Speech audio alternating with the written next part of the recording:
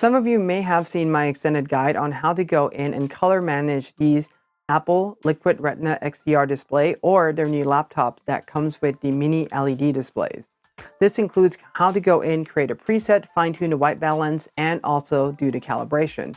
This will be the short version of a guide that gets you through what you need to do right away, and also there are some minor refinements in the process as well should you want to go in and do the display calibration. So let's find out how we do this together. This is Artist Right.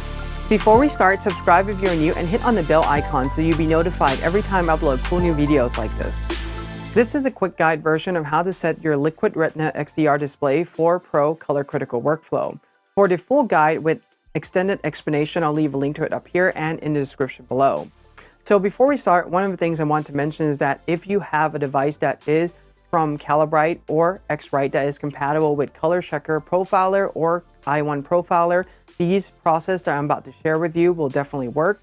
And as far as right now, going in to calibrate this display, my advice, if you have a colorimeter, which is similar to the device that I have here, is to hold off on display calibration at the moment because these colorimeter require the matrix data on the device to be updated to take full advantage of these displays, and X-Rite is actively working on a solution to build this new matrix data for these display at the moment.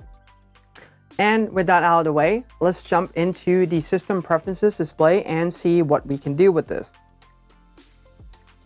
So the moment we click on display, we will notice that there is no place that we can set the ICC profile.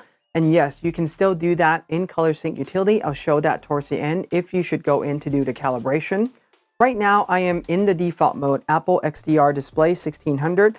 This allows me to go in, control, and change the brightness. I can also set this to auto brightness because this is pretty much the generic computer using mode that will utilize HDR. When you have an HDR content, for example, you're playing Apple TV, you will definitely see that happening.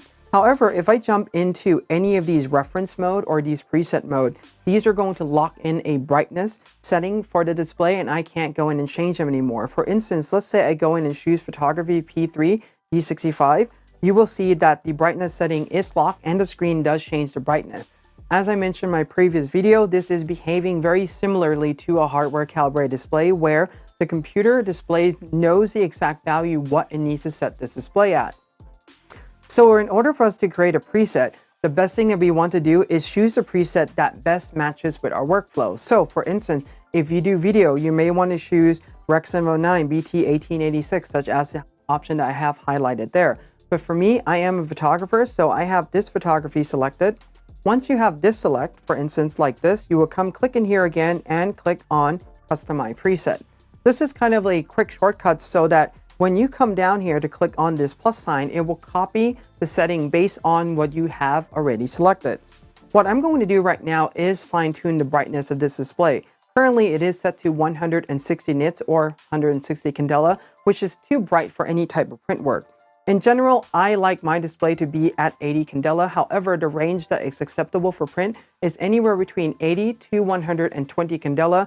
And as far as my experience go, if you're working with SDR video and Rec 709, this tends to be the good number to use as well, and the preference is really up to you. So if you feel that 160 works for you, that's perfectly fine. But in general, if you are going to kind of edit any of your images for print, then these are definitely going to be too bright. What I'm going to do here is name this L80, and this is short for Luminance 80, so I know what my preset is. I can go in and set all these parameters. However, I'm going to leave them at default right now. So P3 color space is perfectly fine, but if you want to choose as RGB, you can certainly do that.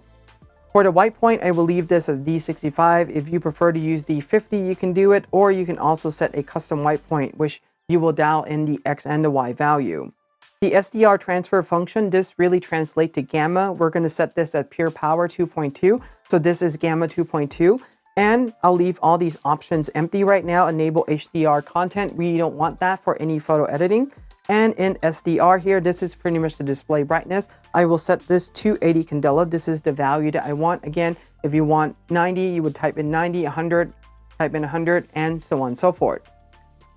From here, based on what my reading is that you need to have the limit luminance to full display capability check in order for you to really do these fine tuning or white point fine tuning on the display. And the only display from Apple that you can uncheck that is their Pro Display XDR. So anyone that's built into a laptop this option should be checked. And I'll leave links to Apple documentation in the description below as well, so you can check that out. Once you're done with this, click on Save Preset. You will notice that the display gone even dimmer. So if I switch between, for instance, photography, the default mode from Apple, and the one that I have selected, there is a huge luminance difference. From here, what I can do is click on the preset list again and click on Fine-Tune Calibration. And now at this point, I will pull out my $16,000 color radiometer, dim the light down, create a controlled lighting environment, and do the white point measurement. And no, I don't have these devices, but if you have a device from Calibrite or X-Rite that's compatible with Color Checker Profiler or i1 Profiler, you can definitely do what I am about to show you. So I will launch Color Checker Profiler, and this is going to bring up the program. And there's a few settings we are going to do from this first screen. Number one, we are going to choose to use the advanced modes because this will give us the option that we need. Secondly, we want to select the proper device corresponding to the device that we have. So if you have the Display Pro, you would choose the Pro. If you have the Plus model, choose the Plus model. Once all these things are checked, you're ready to go. Click on Profiling. And now, many of you have pointed out that yes, the display or the LED backlight inside the display is PFS phosphor, and I have been reading a lot about this. I am fully aware of that. However, based on my previous testing, I recommend selecting white LED because that tends to produce the best result. But I'm going to walk you through the calibration process in just a moment, and you can just leave this now at PFS phosphor and it's going to work. But before we do that, we need to do the white point refinement. So I will click right here on the white point and click on Measure. This is going to ask me because it wants to do a measurement for the ambient light, and I don't really want to know what the ambient light is. So what I'm going to do here is select on that list and click on Secondary Display. From here, you will see that a few options have changed, and I can click on this button here, White Patch. This is going to pull a white patch up on my display. I'll pull this out to the side. You can choose to measure the display from the center, but as I'm finding out, measuring from the center from the side of the display, it really doesn't matter much. All right, I'll rotate the device, hang it on the display, and making sure that it stays flush on the display. Under normal circumstances, I would tilt the display back, but because I'm filming this and I have another camera capturing this display, what I'm going to do is just make sure that this lays flat. But if you're doing this on your own, I would just lay this back so that the device just is fully flush on the display itself. From here, what I will do is click on Measure, and this is going to give us a few values. So it's telling me right now that the luminance is at 81. So this is pretty much almost right on for this display, which is fantastic. And it also gives us the X and the Y coordinate. Well, what do we do with this? We take this data and we enter it in over here. So we're going to first type in the measured X and Y value. Right now, my X value is 0.311. The Y value is 0.331. 0.331, and the luminance is around 81 nits or 81 candela. That's pretty good there. Now what I am going to do is set the targets. And the white point target that we are going to enter in, which cover sRGB, Adobe RGB, and Display P3, are going to be the following. So for the X value is going to be 0.3127, and for the Y value is 0.329. And if you can see the value that I'm getting from the display right now, I mean, these are extremely close to the reference value. However, once I dial this in, you will see that the color on the display, if you're really looking at it closely, it's going to shift a little bit. Obviously, these color ranges that you're typing in has a range that you can adjust. For example, if I go in and type in 0.4 here, it's going to give me that exclamation point saying that this is out of range. That means that it can only adjust so much. So if your display is really off, I would definitely check to make sure you don't have any ICC profiles on there that you have installed, or something weird is going on in general when you're doing these measurements. All right, so let me just type that back in again. That's going to be 0.329. And for the luminance here, we want this to be at 80. It's going to adjust by 1 candela. You won't see that big of a difference. I will click on OK here. But before I do that, you can certainly type in the description. For example, a good thing to do would be type in what the X and the Y measured value is, and you can come in and take a look at these value again. But I'm just going to leave mine blank for now. Click on OK, and the display will change slightly. If you look really closely, you will see that sometimes the magenta green tint is changing a little bit. From here, you have fine-tuned your display, and if you ever want to go back to not fine-tuning it, you can just come and click on Fine-Tune Calibration here, and it doesn't show you that value anymore, which is the reason why I was saying that you should type in the description so that it will tell you what the settings are. And from here, you can click on Restore Default or just cancel this out. You can fine tune this again if you want to, but I think we're okay now. So I'll cancel this one out. And we're going to go in here and let's do one more measurement just for kicks and giggles and seeing what value we're getting. So you can see that the luminance right now lands at 80 and the X coordinate, for instance, is 0.313. This is supposed to be 0.3127. So rounding up, this is perfect. And this is 0.329. So let's say you want to go in and calibrate the display now. You can do that. Again, I don't advise doing this yet until we have an update i1 profiler or color checker profiler software that has the updated matrix. But if you want to do this, well, simply enough, click cancel on here so that you get out of this measuring white point mode. And on white point and luminance, in the previous video, I mentioned to set this the same as what you have set in the display preset menu. Well, I'm revising that, and here's a better way to do it. And this is also going to allow us to leave the backlight technology at PFS phosphor. So for here, white point, we are going to set this to native, which is pretty much going to be the white point that the display can show. And also for the luminance, rather than going in there to change the luminance again, because we already know we have this set to a known value, we'll click on native.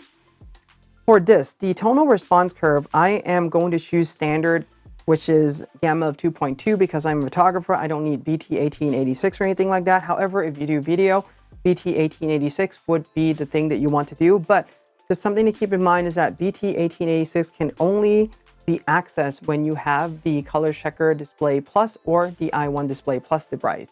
If you have the Pro device, it won't work with that because it is a different sensor on the inside. All right.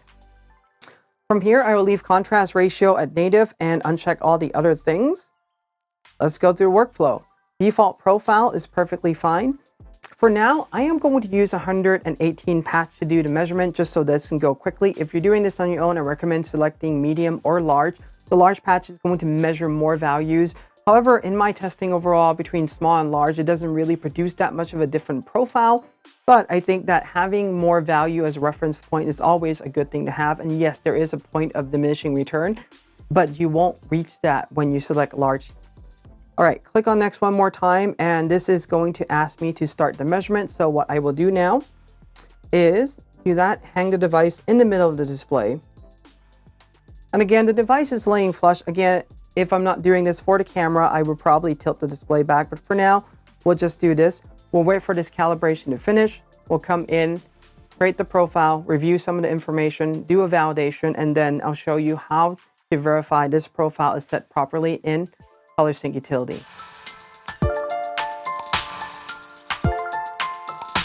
All right, so the calibration process is finished. I'll take the device off the display. And it says that the measurement was successful. This is good. We'll go into next.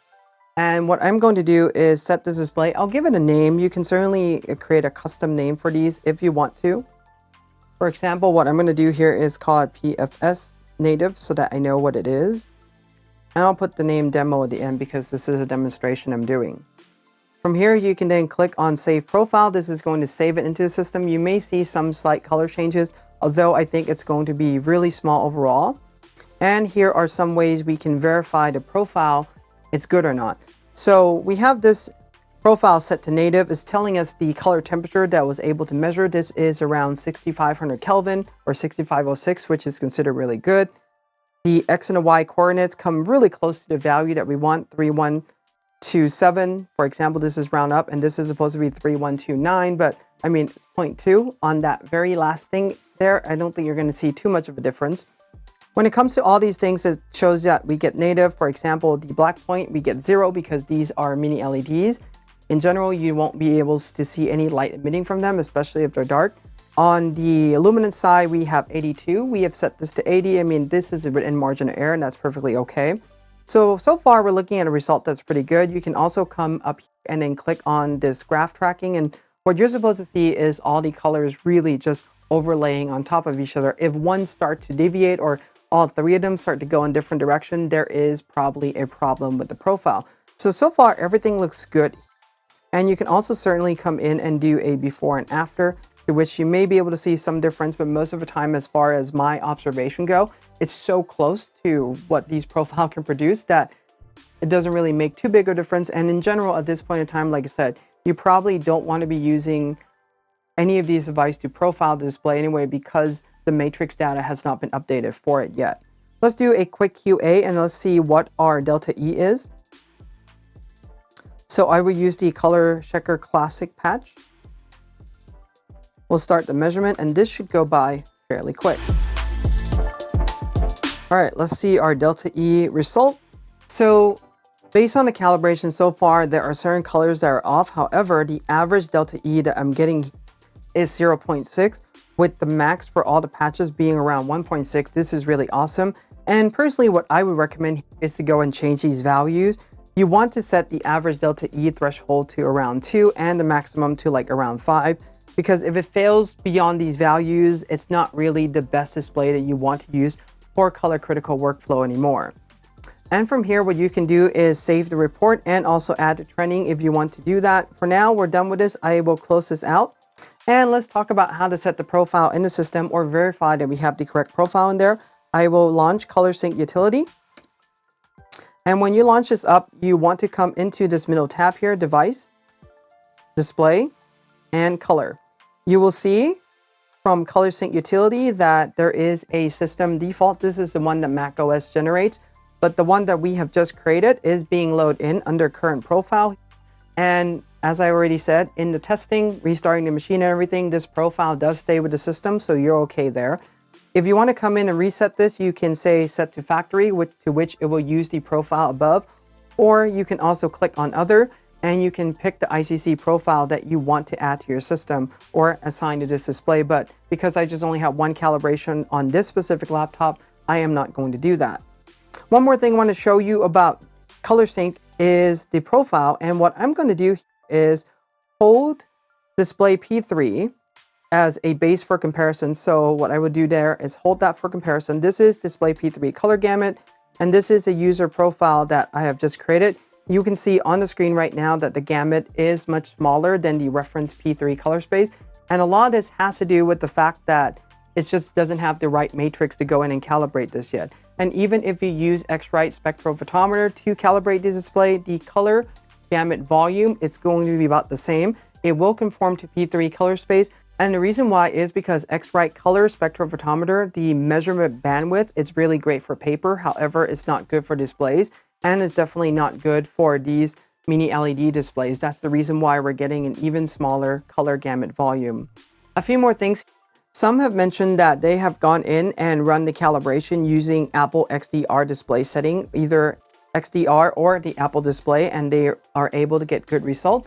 In my testing and a lot of extensive testing, I haven't found that to be the case, where I can't get the delta E value generally below 3 or sometimes 2 point something, which is still too high. So if you want to go through this process, I still recommend going into the preset, creating a custom one for the luminance that you want with the settings that you want.